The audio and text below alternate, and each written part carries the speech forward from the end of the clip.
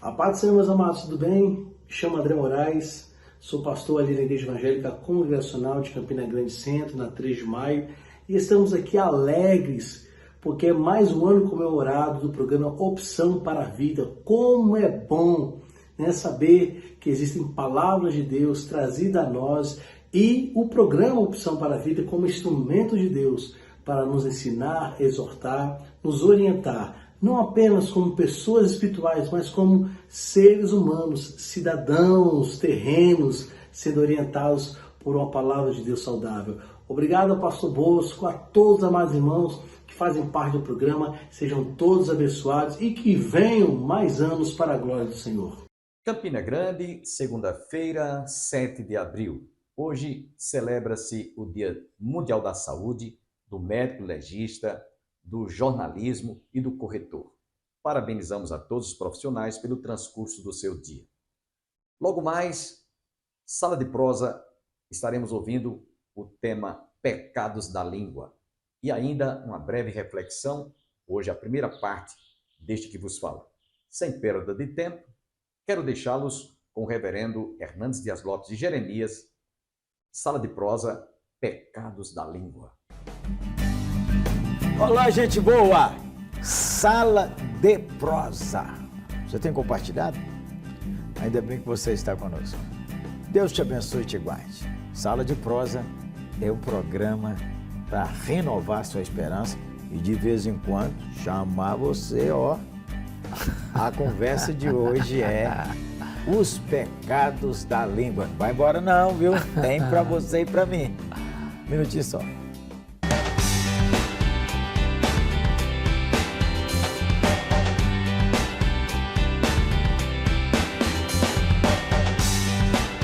A língua, fogo devorador e uma bênção.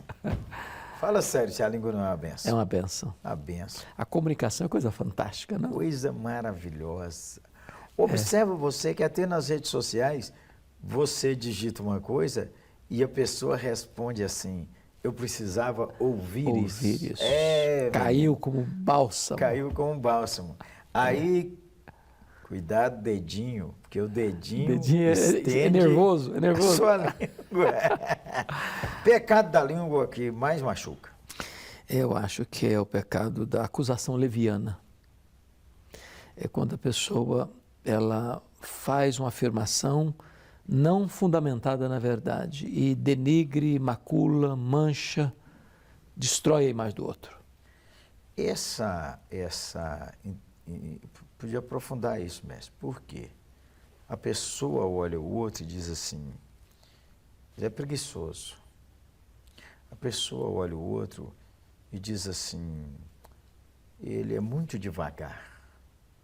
A pessoa olha o outro e diz assim, se eu ficar, casais, por exemplo, se eu ficar perto dessa mulher, a mulher é suja, não gosta de tomar banho. A pessoa não está vendo no outro quem Deus criou. Então, por exemplo, essa entra no que você chamou aí agora de acusação leviana? Ou não? Pode ser. Porque ele está tirando uma conclusão que pode não ser evidente, não é a realidade, está pontuando aquilo e até lançando sobre o outro ou espalhando isso, criando uma caricatura do outro, que não é o seu retrato real. Então, ele machuca muito quando tem essa postura. Essa postura de bater nos outros com a língua quase que faz da gente achar que a gente aqui é dono da verdade. Que se o mundo fosse igual eu estou falando, ele seria muito melhor. O crítico, ele se sente o senhor da razão. O crítico se sente superior àquele a quem critica, porque alguém já disse com razão que a maneira mais leviana de se autoexaltar é criticar o outro. Porque ao criticar o outro, eu sou melhor do que aquele a quem estou criticando. Isso revela também na pessoa um buraco dentro da alma, né? Porque ela se eleva detonando os outros. Detonando os outros. Ela precisa, Ou ela quer se elevar detonando os para outros. crescer, ela tem que derrubar o outro. Ela tem que construir seu império sobre as ruínas do outro. E os pecados do mimimi? Não tem mais negócio de mimimi? Tem ainda? Tem não. Tem não. Não tem mais. A hipersensibilidade é um orgulho, não é não? A raiz está ali, menino. É. A raiz está ali, sabe? Tudo tem defeito. Tudo. O país tem defeito, o Estado tem defeito, a cidade tem defeito, a igreja tem defeito, o marido tem defeito, a mulher tem defeito, os meninos têm defeito, tudo.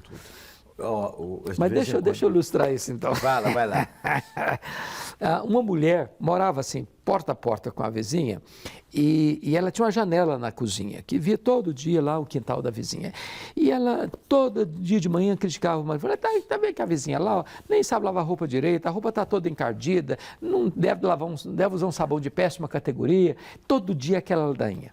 Um dia o marido se encheu de razão e falou, fulana, eu acho que não é a vizinha que não sabe lavar roupa, não. É a nossa janela que está toda embaçada, toda suja. Oh! Então, às vezes a pessoa transfere para o outro aquilo que é o seu problema.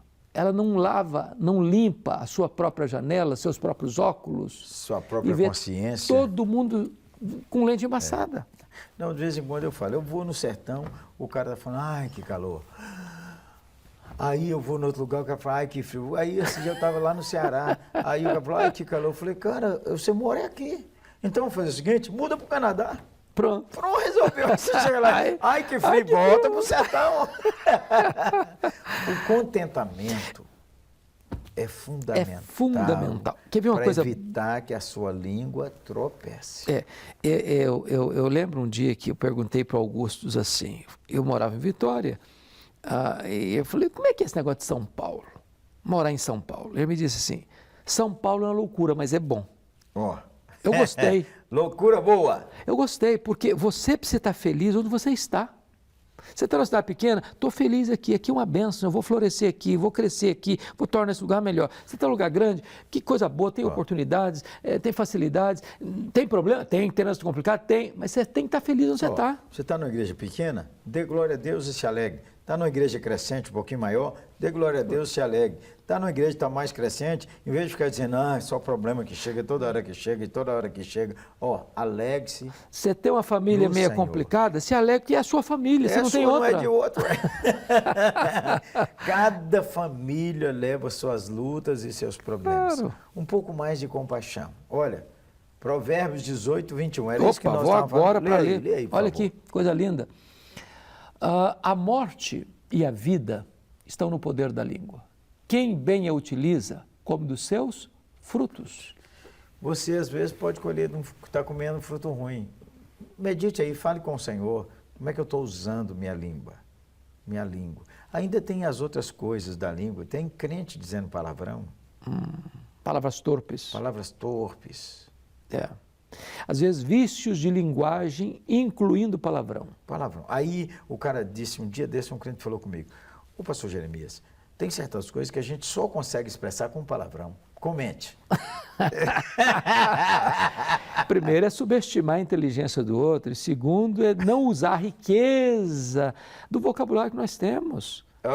Menino! Pronto. Aí lá no sertão fala assim, tomou, bacana. Olha, nós estamos rindo, mas machuca muito. Lá no Provérbios 15, 1, diz que a resposta branda desvia o furor. Quer dizer, resposta é que o cara já foi machucado. Mas a palavra dura suscita ira. Duro com duro. Duro com duro.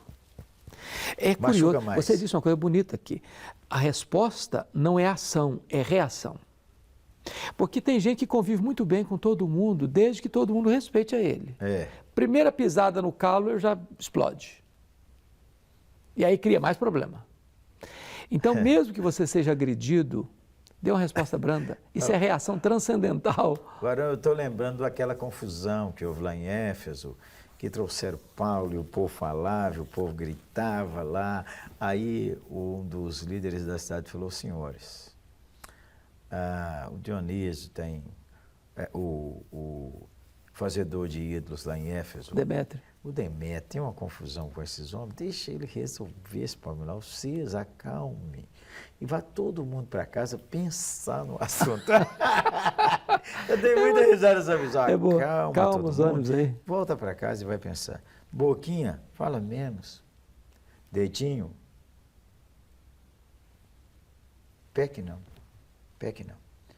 Você guarda a sua língua, você protege sua alma. Deixa eu dizer algo aqui nessa linha que eu acho interessante. Via de regra, às vezes a pessoa fala uma coisa assim atravessada, machucando o outro, e diz, mas não era a minha intenção. O outro não consegue ler a nossa intenção. É verdade. Ele só consegue escutar a nossa palavra. É isso mesmo. Então, se a palavra dita é como uma flecha lançada, não volta mais. Você pode até reconhecer, pedir desculpa, pedir perdão, resolver e tal, mas melhor seria se a gente mordesse na língua, pensasse até 10 antes de falar alguma coisa. A Bíblia diz assim, todo homem seja pronto para ouvir, tardio para falar. E a palavra do Senhor diz que precisa de graça nos nossos lábios. Transmitir graça aos que ouvem.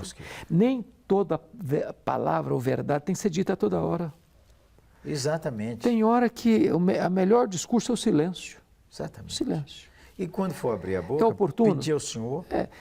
É oportuno falar isso agora? Vai transmitir graça aos que ouvem? Vai edificar? Vai edificar. Vai elevar?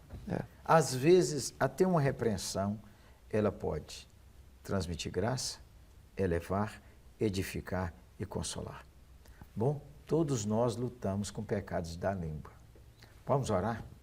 Vamos pedir ao Senhor que a sua palavra e a sua graça nos sustente e nos transforme. Amém. Amém? Ora por nós, pastorzão. O Senhor Jesus, as palavras muitas vezes têm a ver com o temperamento, com a reação. Há palavras que voam, há palavras que explodem para dentro. Nós estamos pedindo ao Senhor para o Senhor quebrantar o nosso coração. Amém. Dá-nos um novo coração. Amém. Dá-nos esse coração que recebe da graça e transmite graça a outras pessoas. Ensina-nos também a ter um coração quebrantado que vai lá pedir perdão, que vai reconciliar, que vai dizer às pessoas, eu errei ao dizer essas palavras.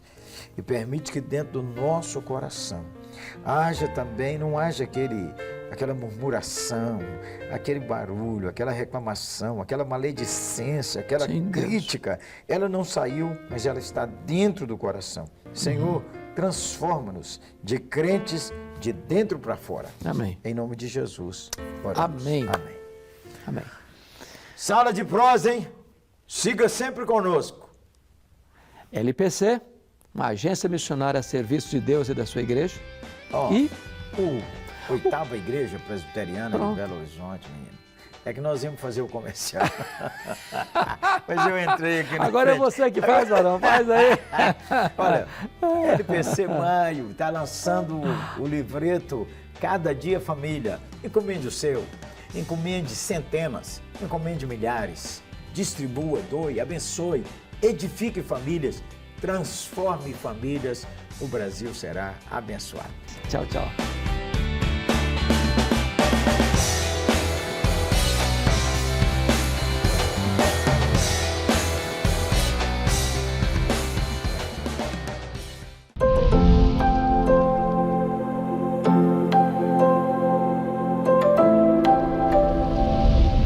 Vamos ler a palavra de Deus no livro de Salmos e Hinos, Salmo 46. Essa foi a pastoral que ele inclusive preparou, mas fez um comentário de acordo com a experiência dele, e nós vamos falar aquilo que Deus colocou no nosso coração, baseado no Salmo 46. Depois de nós meditarmos, orarmos, Deus nos deu uma palavra baseada na pastoral de hoje, que está no nosso boletim do nosso YouTube, né? Em redes sociais da igreja. Salmo 46, leamos. Deus é o nosso refúgio e fortaleza, socorro bem presente nas tribulações.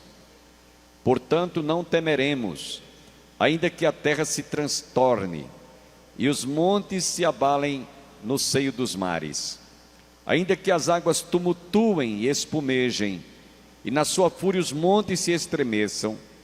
Há um rio cujas correntes alegram a cidade de Deus, o santuário das moradas do Altíssimo.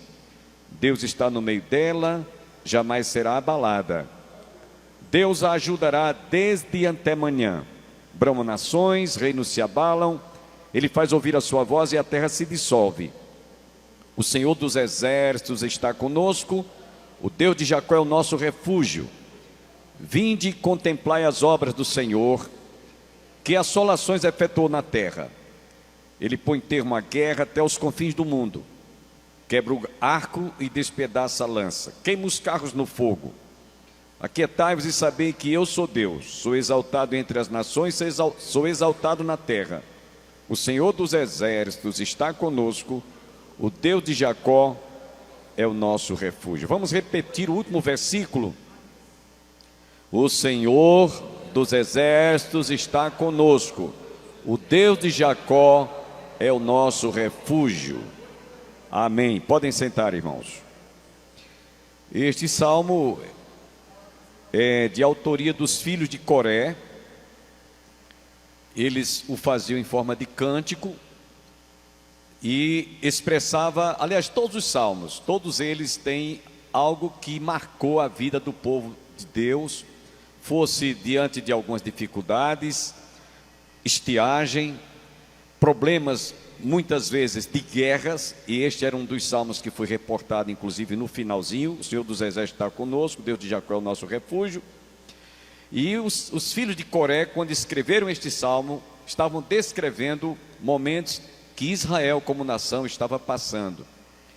E eu queria nessa oportunidade, respeitando o título que o pastor Antônio Júnior colocou, Deus está no controle, dizer para vocês nesta manhã que diante de todas as circunstâncias, as mais adversas que você possa imaginar, seja dificuldade na área da saúde, seja crise financeira, seja perseguição, seja luta, em quaisquer que sejam as áreas da sua vida, na família, desemprego, crise existencial, seja qual for, Deus está no controle de tudo. Amém?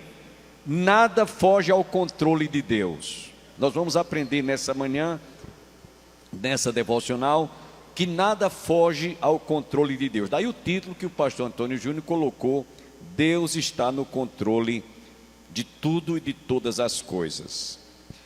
Meus irmãos, há certas situações que nós passamos em família, ou até mesmo a nação, que a gente olha assim e diz, parece que tudo está entregue às baratas. É um ditado que o povo diz, né? Tudo está entregue às baratas, a gente vê que não há direção, há um desgoverno. Muitas vezes eu tenho ouvido isso em relação ao nosso país. O país está sobre a liderança de um homem desgovernado, e a gente ouve tanta coisa, a corrupção, a depravação, a imoralidade, não é? Os valores estão totalmente sendo destruídos, a família destruída. Então a gente olha assim e diz, parece que não tem mais jeito. Só Jesus na causa. O presbítero Genildo está dizendo, é verdade. Então você olha assim e diz, meu Deus, eu não sei onde é que a gente vai parar. Outros usam até ilustrações, é como se uma carreta estivesse descendo umas serras desgovernadas, sem freio. Já pensou? Então cria-se muitas ilustrações a despeito daquilo que nós estamos vivendo. Como naqueles dias o povo estava sofrendo, o povo de Israel estava sofrendo lutas, perseguições, guerras, como a gente hoje não é diferente. E a gente olha assim e diz, parece que o mundo está entregue às baratas. Não tem mais jeito, não tem mais jeito, não tem mais como voltar. Então, meus irmãos, aparentemente, parece que a nau está à deriva. Sabe o que é uma nau está à deriva? Não tem leme, não tem nada, o mar é quem sai levando e desgovernadamente. Assim é a situação que muitas pessoas veem como está o mundo, desgovernado, uma nau à deriva. Agora, irmãos, mesmo assim, nessas circunstâncias em que você possa imaginar como está o mundo, como estão os negócios, como está a sua vida, como está a sua família, como está o marido, como está um filho drogado, seja qual for a área da adversidade que você esteja passando, não pensemos que nada foge ao controle de Deus. Eu tinha um professor que ele dizia que até Satanás está debaixo do controle das ordens de Deus. E ele usava a seguinte ilustração: Satanás é como um cão de coleira, só vai até onde o dono permite. Quando ele está querendo avançar, o dono puxa a corda, e ele está debaixo do controle também de Deus. Ponha isso na sua cabeça, até mesmo o mal está debaixo do controle de Deus. Agora, irmãos, vejamos o seguinte: qual o propósito de tudo estar no controle de Deus, até mesmo o mal? É uma pergunta muito contundente. Até onde Deus está no controle diante de todo o mal que acontece no mundo? Eu tenho uma resposta para dar. Ali você também tem. No livro de Romanos, na carta de Paulo aos Romanos, capítulo 8, versículo 28, nós encontramos Paulo dizendo: todas as coisas cooperam para o bem daqueles que amam a Deus e andam segundo os seus propósitos e desígnios.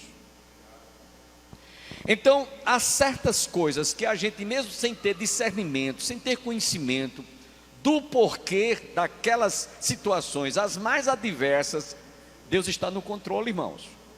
Se Deus não estivesse no controle, Ele não seria Deus. Põe isso na sua cabeça. Então nós vamos ver que estas coisas que acontecem, conforme o salmista descreve no Salmo 46, ele está mostrando que em todas as adversidades, em todas as dificuldades pelas quais nós venhamos a passar, você, a família, a nação, o mundo, Deus é o nosso refúgio. Ora, se o salmista descreve Deus é o nosso refúgio, é que há um lugar onde você pode se abrigar, mesmo enfrentando a tempestade, o vendaval, mesmo você enfrentando as turbulências dessa vida, você tem onde buscar refúgio. Eu estou me lembrando aqui que numa das nossas excursões à Terra Santa, eu não sei se, pelo menos eu lembro muito que a irmã Cícera estava presente. Aliás, foi o momento mais marcante das vezes que eu subi ao Monte Sinai. Acredito que, não sei se a irmã Lisete estava presente, mas chovia torrencialmente no Monte Sinai e trovejava que o trovão, o ribombar do trovão ecoava nas montanhas do Sinai. A irmã estava conosco? Estava. E eu me lembro que quando a gente desceu, a irmã Cícera não havia subido, por conta da própria chuva que caía torrencialmente, e ela se escondeu, ela se abrigou, essa cena eu não esqueço, ela se abrigou debaixo de uma rocha, que a chuva vinha e passava por cima e ela não se molhava. Se ela estivesse aqui, ela ia lembrar dessa cena. Ah, está aqui! Ah, ela está ali. Lembra, irmã Cícera? Quando a gente desceu com o seu Biratã, a irmã estava lá, abrigadazinha debaixo de uma rocha, a chuva passava. Quando nós chegamos no hotel, o moço lá do hotel disse: olhe, faz 20 anos que não chove nem trovejava aqui no Sinai. 20 anos, ele disse. E eu me lembro bem dessa cena, porque eu tive uma sensação tão forte quanto aquela de Moisés quando estava no Monte Sinai, que trovejava o ribombar do trovão, porque nunca eu tinha visto isso no Monte Sinai. A gente estava lá em cima, e quando a gente desceu, foi debaixo de muita chuva, e o moço lá no hotel disse: olha, faz mais de 20 anos ou 20 anos que aqui não acontece uma cena dessa. Depois nós fomos privilegiados. Deus nos deu a sensação que Moisés teve com o ribombar dos trovões. Chega e ecoava, presbítero Genildo, nas montanhas do Sinai, no Monte Horebe. Então, essa rocha que o salmista diz aqui, Deus é o nosso refúgio e fortaleza, presente bem, socorro bem presente nas tribulações, é Jesus, irmãos. É Jesus. É nele que nós nos refugiamos, é nele que nós nos sentimos abrigo. E eu queria que nessa manhã nós aprendêssemos aqui, são apenas 4 lições. A primeira delas é que tudo que acontece debaixo dos céus, debaixo do sol, aqui, Deus permite, e Ele está no controle, para mostrar que as coisas que acontecem muitas vezes é por conta do homem estar se distanciando de Deus, e Ele permite para que o homem possa cair em si, e ele perceba que ele está colhendo o que ele plantou. Aí Deus permite que o mal às vezes prevaleça na vida de algumas pessoas, por causa da sua desobediência, por causa da sua desatenção em não se colocar debaixo do temor do Senhor. Então Deus permite para mostrar ao homem. E quantas vezes eu tenho ouvido, e você já ouviu de alguns ímpios dizer assim, mais ou menos assim: o mundo está do jeito que está porque os homens se esqueceram, desprezaram a Deus e vivem como se Deus não existisse. Então eles vão colher o que plantaram, eles estão colhendo o que semearam. Essa é a primeira coisa. Por isso que aqueles que realmente têm essa imagem, essa impressão, o mundo está entregue às baratas, nada está debaixo do controle de Deus, está tudo entregue aí às baratas, como se Deus não existisse, é por conta do homem ter se distanciado de Deus. A segunda coisa é para que, através dos acontecimentos, o homem tenha uma atitude de arrependimento, de contrição, seja quebrantado e se volte para Deus. Essa é a segunda razão que eu entendo. Por exemplo, vocês já prestaram atenção que quando tem um terremoto, uma catástrofe, um terremoto, uma tsunami, quando acontece de haver uma catástrofe na vida ou no mundo, as pessoas se sentem mais contritas, elas se sentem mais quebrantadas, elas se sentem mais assim, diante de uma situação como uma catástrofe. Brumadinho, pelo menos, quando houve aquela barragem que desabou de Brumadinho, e muitas vidas foram soterradas, trouxe uma comoção em toda a nação. Agora mesmo, ano passado, quando o Rio Grande do Sul, cidades foram totalmente, sucumbidas pelas águas, houve uma comoção nacional. Então, quando há um acontecimento catastrófico, eu acredito que Deus esteja permitindo, por causa da desobediência, por causa do pecado do homem, para que ele se sinta contrito, arrependido, quebrantado, e realmente reconheça que precisa de Deus.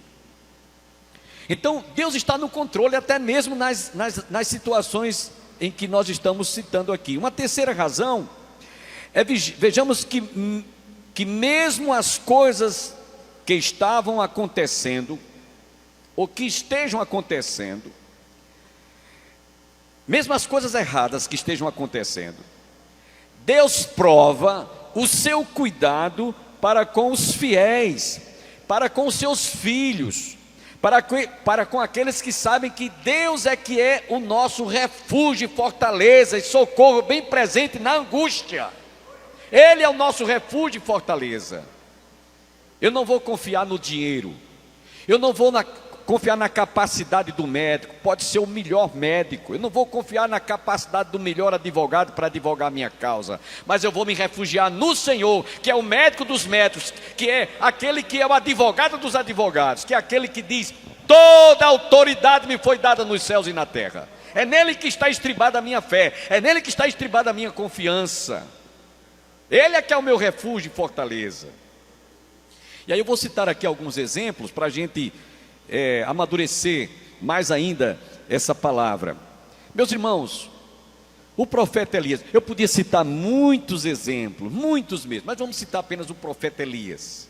O profeta Elias, numa época de seca, o Senhor ordenou para que ele fosse se refugiar, buscar alimento na casa de uma viúva. Agradeço a sua compreensão, mas eu convido para que amanhã estejamos juntos para a realização de mais um programa Opção para a Vida. Até amanhã.